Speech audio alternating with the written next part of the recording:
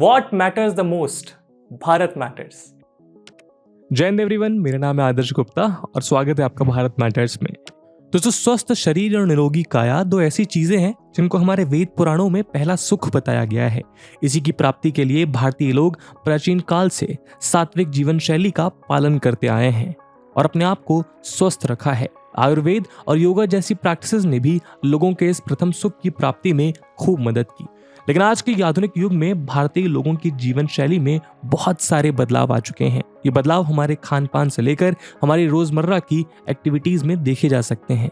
पहले जहां लोग सात्विक भोजन खाकर खुशी खुशी बिना किसी मेजर मेडिकल कंडीशन के 100 साल से भी ज्यादा का जीवन आसानी के साथ जी लेते थे, वहीं आज 30 साल के व्यक्ति को हार्ट अटैक आ रहा है। उदाहरण के लिए 2022 में पद्मश्री पुरस्कार प्राप्त करने वाले स्वामी शिवानंद बनारस में रहने वाले योगा टीचर हैं, जो क्लेम करते हैं कि उनका बर्थ ईयर 1896 है, यानी अभी उनकी उम्र 125 सालों से भी ज्यादा हो चुकी है। हिंदुस्तान टाइम्स को दिए गए इंटरव्यू के दौरान उन्होंने बताया कि सात्विक भोजन और योगा ही उनके इतने लंबे जीवन का राज है। लेकिन आज इतनी सारी मेडिकल फैसिलिटीज होने के बावजूद भारत में लोगों की लाइफ एक्सपेक्टेंसी सिर्फ 70 ईयर्स की है, जिसका सबसे बड़ा कारण है पुअर लाइफस्टाइल, जिसकी वजह से लोग तरह तरह की बीमारियों से ग्रस्त होते जा रहे हैं।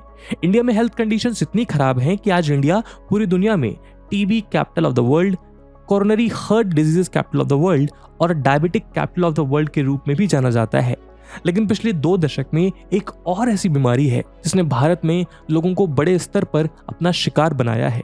हम बात कर रहे हैं इम्पोटेंस यानी नपुंसकता की। ढेर सारी बीमारियों के बाद इंडिया अब impotence capital of the world के खिताब भी हासिल कर चुका है, या फिर एटलीस्ट कुछ पब्लिकेशंस ये क्लेम करते हैं। इम्पोटेंस का मतलब है इरेक्शन को अचीव ना कर पाना, उसे मेंटेन ना कर पाना और या फिर कंसिस्टेंट बेसिस पर इजैकुलेट ना कर पाना। ये मेडिकल कंडीशन टेम्पररी और परमानेंट दोनों नेचर की हो सकती है। जनरली ब्रॉडर सेंस में लोग अक्सर इम्पोटेंसी को ईडी यानी इरेक्टाइल डिसफंक्शन के साथ इंटरचेंजेबली यूज कर लेते हैं। लेकिन ईडी एक ऐसी मेडिकल कंडीशन है जिसमें सेक्सुअल इंटरकोर्स के लिए रिक्वायर्ड इरेक्शन को अचीव या मेंटेन करना इम्पॉसिबल हो जाता है। मतलब ईडी यानी इरेक्टाइल डिसफंक्शन इम्पोटेंसी की ही एक सेपरेट मेडिकल कंडीशन है। इसके अलावा दोस्तों, इम्पोटेंसी का होना साइकोलॉजिकल फैक्टर्स पर भी डिपेंड करता है। कई बार कोई व्यक्ति स्ट्रेस या इमोशनल वीकनेस के चलते सेक्सुअली एक्टिव फील नहीं करता, जिसके चलते टेम्परेरी पीरियड के लिए इम्पोटेंसी के सिम्टम्स नजर आते हैं। एक रिसर्च के मुताबिक भारत में ऑन एन एवरेज हर 10 में से एक व्यक्ति इरेक्टाइल डिसफंक्शन की प्रॉब्लम को फेस कर रहा है। इसी रिपोर्ट में दावा किया गया कि मेट्रोपॉलिटन सिटीज में ये नंबर और भी ज्यादा हो सकता है, यानी ये काफी कॉमन कंडीशन है जो सभी उम्र के लोगों को अफेक्ट कर सकती है। लेकिन एल्डरली लोगों में ये प्रॉब्लम ज्यादा प्रेवलेंट होती है। एक रिसर्च में बताया गया कि 40 साल की उम्र के बाद भारत में 59% लोग इरेक्टाइल डिसफंक्शन का शिकार हो जाते हैं। लेकिन चिंता वाली बात यह है कि इंडिया में अब ये प्रॉब्लम युवा वर्ग में भी आम होती जा रही है। इरेक्टाइल डिसफंक्शन की प्रॉब्लम को फेस करने वाले 100 में से 25 लोग ऐसे हैं जिनकी उम्र 30 साल या उससे कम है। आज से लगभग 1 दशक पहले ये नंबर सिर्फ 5 से 7 के बीच में हुआ करता था, यानी सिर्फ 10 सालों में इस प्रॉब्लम को फेस करने वाले यूथ की संख्या लगभग 4 गुना हो गई है। लेकिन आखिर भारत धीरे धीरे इम्पोटेंसी की तरफ क्यों बढ़ता जा रहा है? दोस्तों, आज के हमारे इस वीडियो डिस्कशन में हम इंडिया में बढ़ती हुई इम्पोटेंसी के बारे में डिटेल डिस्कशन करेंगे, जहां हम समझेंगे इम्पोटेंसी के लिए रिस्पॉन्सिबल रीजंस को और जानेंगे इसके इम्पैक्ट्स को। साथ ही इस प्रॉब्लम को सॉल्व करने के लिए पॉसिबल सॉल्यूशंस पर भी हम चर्चा करेंगे। इस वीडियो की इंपॉर्टेंस यूपीएससी प्रीलिम्स और जीएस मेंस के बायोलॉजी सबसेक्शन के लिहाज से काफी इंपॉर्टेंट है। इसके बारे में हम वीडियो के अंत में और भी बात करेंगे, पर फिलहाल के लिए अपने डिस्कशन को हम आगे बढ़ाते हैं। दोस्तों, इम्पोटेंसी के लिए फिजिकल और साइकोलॉजिकल रीजंस रिस्पॉन्सिबल हैं। सबसे पहले बात करते हैं फिजिकल रीजंस की, जिसमें सबसे बड़ा कारण होता है कार्डियोवास्कुलर डिजीजेस। कार्डियोवास्कुलर डिजीज ऐसे डिसऑर्डर्स को कहते हैं जो हार्ट अटैक जैसे एक्यूट इवेंट्स को जन्म देते हैं, और साथ ही इम्पोटेंस के लिए भी ये डिसऑर्डर्स रिस्पॉन्सिबल होते हैं। इरेक्टाइल फंक्शन पूरी तरह से ब्लड फ्लो पर ही रिलाई करता है, यानी ब्लड फ्लो अच्छा रहने पर इम्पोटेंसी की प्रॉब्लम के चांसेस रिड्यूस हो जाते हैं। पर अगर कोई व्यक्ति कार्डियोवास्कुलर डिजीज से पीड़ित है तो उसका ब्लड फ्लो भी इफेक्ट होता है। उदाहरण के लिए एथेरोस्क्लेरोसिस भी एक ऐसी ही बीमारी है जिसमें ब्लड फ्लो के लिए रिस्पॉन्सिबल आर्टरीज हार्ड हो जाती हैं और as a result blood vessels narrow हो जाती हैं। ब्लड वेसल्स नैरो होने से ब्लड फ्लो काफी हद तक रिड्यूस हो जाता है, जिसके परिणाम स्वरूप इम्पोटेंसी देखने को मिलती है। इसी तरह ब्लड वेसल्स के अंदर एक इनर लाइनिंग होती है जिसे एंडोथीलियम कहा जाता है। एंडोथीलियम बॉडी में हेल्दी ब्लड फ्लो मेंटेन रखने में काफी क्रूशियल रोल निभाती है। दरअसल एंडोथीलियम नाइट्रिक ऑक्साइड रिलीज करती है और ये नाइट्रिक ऑक्साइड ब्लड वेसल्स को रिलैक्स करने में मदद करती है ताकि हेल्दी ब्लड फ्लो मेंटेन रहे। लेकिन कार्डियोवास्कुलर डिजीजेस एंडोथीलियम को इम्पैक्ट करती हैं, जिससे नाइट्रिक ऑक्साइड का प्रोडक्शन रिड्यूस हो जाता है। ऐसे में डायरेक्ट इम्पैक्ट ब्लड फ्लो पर पड़ता है और इसी रिड्यूस ब्लड फ्लो की वजह से लोगों में इम्पोटेंसी हो जाती है। हाइपरटेंशन यानी कि हाई ब्लड प्रेशर की वजह से भी इम्पोटेंसी की प्रॉब्लम एग्रेवेट हो जाती है। डायबिटीज की बीमारी से जूझने वाले पेशेंट्स में भी इम्पोटेंसी की प्रोबेबिलिटी काफी हाई देखी गई है। डायबिटीज एक ऐसा मेटाबॉलिक डिसऑर्डर है जो अगर अनकंट्रोल्ड हो जाए तो उसकी वजह से विथ टाइम ब्लड वेसल्स और नर्व्स डैमेज हो जाती हैं। ऐसा इसलिए होता है क्योंकि हाई ब्लड शुगर लेवल का ब्लड वेसल पर बहुत नेगेटिव इम्पैक्ट पड़ता है। ब्लड वेसल्स डैमेज होने पर ब्लड फ्लो भी रिड्यूस हो जाता है, जो इस प्रॉब्लम में कंट्रीब्यूट करता है। हाई ब्लड प्रेशर की वजह से भी ब्लड वेसल्स डैमेज हो सकती हैं, जो अल्टीमेटली ब्लड फ्लो को नेगेटिवली इम्पैक्ट करता है। सिर्फ इतना ही नहीं, कार्डियोवास्कुलर डिजीज में यूज होने वाली कुछ ऐसी मेडिकेशंस हैं जिसके साइड इफेक्ट के कारण इम्पोटेंसी देखी गई है। उदाहरण के लिए बीटा ब्लॉकर्स और डायरेटिक्स के साइड इफेक्ट की वजह से नर्व सिग्नल्स या ब्लड फ्लो पर इम्पैक्ट पड़ सकता है। इस नेगेटिव इम्पैक्ट के कारण भी इम्पोटेंसी देखने को मिलती है। हालांकि ऐसा नहीं है कि सभी इंडिविजुअल जिनको वेस्कुलर डिजीजेज हैं वो इम्पोटेंस की प्रॉब्लम को एक्सपीरियंस करेंगे, लेकिन कार्डियोवास्कुलर डिजीजेज इम्पोटेंस के रिस्क को इंक्रीज जरूर कर देती हैं। कार्डियोवास्कुलर डिसऑर्डर्स के बाद दूसरा इंपॉर्टेंट रीजन है न्यूरोलॉजिकल डिसऑर्डर्स। न्यूरोलॉजिकल डिसऑर्डर्स ऐसे डिसऑर्डर्स होते हैं जो ब्रेन के साथ साथ पूरे नर्वस सिस्टम, स्पाइनल कॉर्ड को भी अफेक्ट करते हैं। न्यूरोलॉजिकल डिसऑर्डर्स के कारण ब्रेन और स्पाइनल कॉर्ड से पूरी बॉडी में ट्रांजिट होने वाले सिग्नल्स के लिए रिस्पॉन्सिबल नर्व डैमेज हो सकती है। इनमें से काफी सारी नर्व्स इरेक्शन को इनिशिएट और मेंटेन करने में काफी क्रूशियल होती हैं। ऐसे में यदि ये नर्व्स किसी भी रीजन की वजह से डैमेज हो जाएं तो इम्पोटेंस की प्रॉब्लम उस इंडिविजुअल द्वारा फेस की जा सकती है। उदाहरण के लिए मल्टीपल स्क्लेरोसिस डिसीजेस, जिनमें बॉडी का इम्यून सिस्टम नर्व्स की प्रोटेक्टिंग कवरिंग को खत्म कर देता है। पार्किंसंस डिजीज, जो सेंट्रल नर्वस सिस्टम का एक डिसऑर्डर है, या फिर स्पाइनल कॉर्ड में किसी भी प्रकार की इंजरी पूरी बॉडी में ट्रांसमिट होने वाले सिग्नल्स को इम्पैक्ट कर सकती है। नर्व सिग्नल्स पर पड़ने वाला ये इम्पैक्ट इरेक्शन को इनिशिएट या मेंटेन करने में एक बड़ी बाधा बन सकता है। इसके अलावा वैस्कुलर सिस्टम में इश्यूज के कारण भी ब्लड फ्लो पर नेगेटिव इम्पैक्ट पड़ता है, जो इरेक्शन के लिए एसेंशियल होता है। न्यूरोलॉजिकल कंडीशंस को मैनेज करने के लिए काफी सारी ऐसी मेडिकेशंस का भी इस्तेमाल किया जाता है जिसके साइड इफेक्ट्स देखे गए हैं और वो सेक्सुअल फंक्शन को इम्पैक्ट करती हैं। एग्जाम्पल के लिए डिप्रेशन की प्रॉब्लम को दूर करने के लिए इस्तेमाल की जाने वाली एंटी डिप्रेसेंट, स्किज़ोफ्रेनिया और कई तरह के साइकोटिक ड्रग्स में इस्तेमाल होने वाली एंटीसाइकोटिक्स या न्यूरोलेप्टिक्स मेडिकेशन, या फिर बाइपोलर डिसऑर्डर में यूज होने वाली एंटी कॉन्वल्सेंट ड्रग्स के पोटेंशियल सेक्सुअल साइड इफेक्ट्स हैं, जिसमें इम्पोटेंसी भी इंक्लूडेड है। इम्पोटेंस का तीसरा इंपॉर्टेंट रीजन है हार्मोनल इम्बैलेंस। काफी सारे ऐसे हार्मोन्स हैं जो इरेक्शन के लिए वाइटल होते हैं, और जब इन हार्मोन्स के लेवल डिस्टर्ब होते हैं तो इससे सेक्सुअल फंक्शन भी अफेक्ट होता है। Testosterone primary male sex hormone है जो ब्लड वेसल्स को रिलैक्स करने वाली नाइट्रिक ऑक्साइड के प्रोडक्शन को स्टिमुलेट करता है। टेस्टोस्टेरोन के लो लेवल होने पर सेक्सुअल डिजायर में भी डिक्रीज देखने को मिलता है और इसी के साथ साथ इंपोटेंस की प्रॉब्लम भी देखी जा सकती है। थायराइड ग्लैंड के डिसऑर्डर की वजह से भी हार्मोनल इंबैलेंस की प्रॉब्लम एविडेंट हो सकती है। थायराइड ग्लैंड ऐसे हार्मोन्स को प्रोड्यूस करता है जो मेटाबॉलिज्म को रेगुलेट करता है, चाहे हाइपोथायरॉयडिज्म की कंडीशन हो यानी अंडर एक्टिव थायराइड ग्लैंड, या फिर हाइपरथायरॉयडिज्म की कंडीशन हो यानी ओवर एक्टिव थायराइड ग्लैंड। दोनों ही सिचुएशन में हार्मोन्स का बैलेंस डिस्टर्ब होता है जो पोटेंशियली इंपोटेंस जैसी सेक्सुअल प्रॉब्लम्स को जन्म दे सकता है। प्रोलैक्टिन भी एक ऐसा ही हार्मोन है। ये प्राइमरली विमेन में पाया जाता है और लैक्टेशन के लिए रिस्पॉन्सिबल होता है, लेकिन ये मेंस में भी मौजूद है। अगर प्रोलैक्टिन के लेवल्स बढ़ जाएं तो इस कंडीशन को हाइपरप्रोलैक्टेमिया कहते हैं और इस कंडीशन की वजह से टेस्टोस्टेरोन का प्रोडक्शन इफेक्ट होता है जो अल्टीमेटली सेक्सुअल फंक्शन को इफेक्ट करता है। एड्रेनल ग्लैंड्स भी एक हार्मोन रिलीज करते हैं जिसे कॉर्टिसोल कहा जाता है, और ये हार्मोन तब रिलीज होता है जब कोई पर्सन स्ट्रेस कंडीशन एक्सपीरियंस करता है। प्रोलॉन्ग्ड स्ट्रेस सिचुएशन में कॉर्टिसोल लेवल्स बढ़ जाते हैं जो सेक्सुअल डिजायर और परफॉर्मेंस को नेगेटिवली इंपैक्ट करता है। इंसुलिन हार्मोन से रेजिस्टेंस की कंडीशन के दौरान भी इंपोर्टेंस की प्रॉब्लम बढ़ सकती है। दरअसल इंसुलिन रेजिस्टेंस एक ऐसी कंडीशन को कहते हैं जब बॉडी के सेल्स इंसुलिन के इफेक्ट के अगेंस्ट लेस रिस्पॉन्सिव हो जाती है। ऐसे में ब्लड में इंसुलिन के लेवल्स जरूरत से ज्यादा बढ़ जाते हैं और ये इंपोर्टेंस के रिस्क को बढ़ा सकते हैं। ओबेसिटी भी एक बहुत बड़ा रीजन है जिसकी वजह से इंपोर्टेंसी का रिस्क बढ़ सकता है, क्योंकि एक्सेसिव वेट के कारण हार्मोन लेवल्स, ब्लड फ्लो और overall sexual function negatively effect होता है। स्मोकिंग और एक्सेसिव अल्कोहल कंजम्पशन की वजह से भी इंपोर्टेंस की प्रॉब्लम पैदा हो सकती है। स्मोकिंग की वजह से ब्लड वेसल्स की इनर लाइनिंग डैमेज हो जाती है, जो पूरी बॉडी में ब्लड फ्लो को रेस्ट्रिक्ट करता है। मॉडरेट अल्कोहल कंजम्पशन बॉडी के लिए उतना हार्मफुल नहीं है, लेकिन एक्सेसिव अल्कोहल कंजम्पशन के केस में सेक्सुअल हेल्थ पर बहुत बड़े नेगेटिव इफेक्ट्स देखने को मिलते हैं। अल्कोहल एक डिप्रेसेंट है जो सेंट्रल नर्वस सिस्टम को इम्पैक्ट करता है और इसकी वजह से सेक्सुअल परफॉर्मेंस डिक्रीज हो सकती है। सिर्फ इतना ही नहीं, एक्सेसिव अल्कोहल कंजम्पशन की वजह से हार्मोनल इम्बैलेंसेस भी हो सकते हैं। स्मोकिंग और अल्कोहल दूसरी हेल्थ कंडीशंस जैसे heart disease, high blood pressure, diabetes और ओबेसिटी को भी बढ़ाने में हेल्पफुल होते हैं, जो अल्टीमेटली इंपोर्टेंस के रिस्क फैक्टर्स को और अधिक बढ़ा देता है।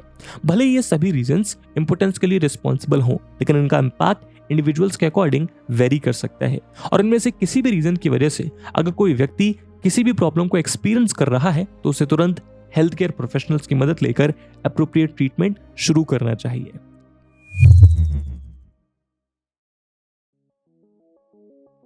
दोस्तों, इंपोर्टेंस का सबसे पहला साइकोलॉजिकल रीजन है स्ट्रेस और एंजाइटी। स्ट्रेस के हाई लेवल्स, वर्क प्रेशर या सेक्सुअल परफॉर्मेंस को लेकर एंजाइटी की वजह से सेक्सुअल एक्टिविटी पर इंपैक्ट पड़ सकता है। इन सभी रीजंस की वजह से ब्लड फ्लो पर भी नेगेटिव इंपैक्ट होता है और इससे इंपोर्टेंस की प्रॉब्लम हो सकती है। डिप्रेशन एक ऐसा डिसऑर्डर है जिसमें एक्टिविटीज में लॉस ऑफ इंटरेस्ट काफी कॉमन चीज है।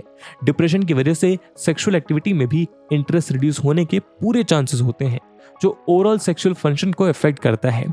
ट्रबल्ड रिलेशनशिप्स, कॉन्फ्लिक्ट्स और कम्युनिकेशन प्रॉब्लम जैसे रिलेशनशिप इश्यूज भी इंपोर्टेंसी के मेजर कंट्रीब्यूटर हो सकते हैं।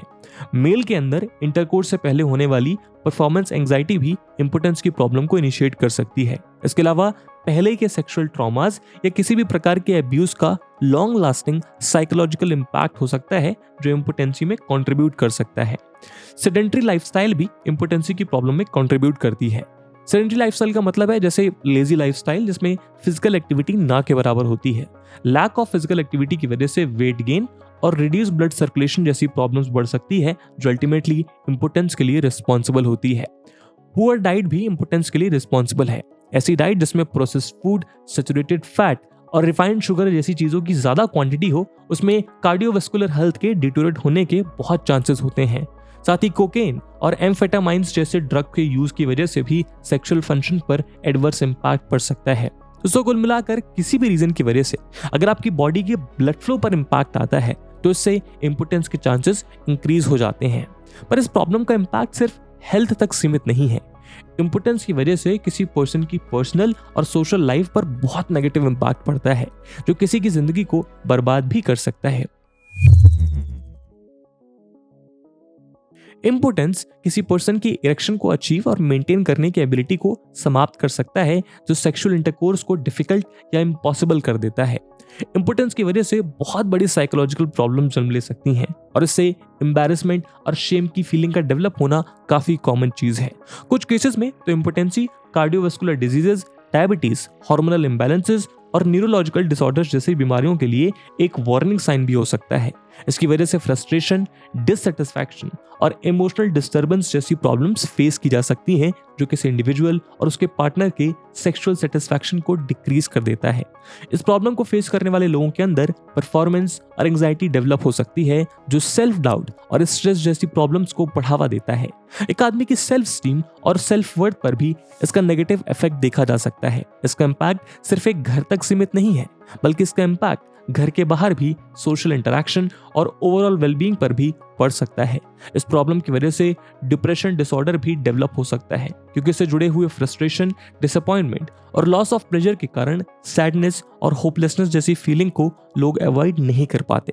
इंपोर्टेंस की वजह से इमोशनल डिस्ट्रेस भी बढ़ता है, यानी एंगर, फ्रस्ट्रेशन और गिल्ट जैसी प्रॉब्लम्स में इंक्रीज देखा जाता है। यहाँ तक कि इसकी वजह से सेक्सुअल इंटीमेसी में भी डिफिकल्टीज आती हैं जो रिलेशनशिप्स पर काफ़ी बुरा प्रभाव डालता है। इसकी वजह से रिलेशनशिप्स में कम्युनिकेशन प्रॉब्लम्स, इमोशनल डिस्टेंस और डिक्रीज रिलेशनशिप सेटिस्फैक्शन काफ़ी कॉमन फिनोमिनन हो जाते हैं।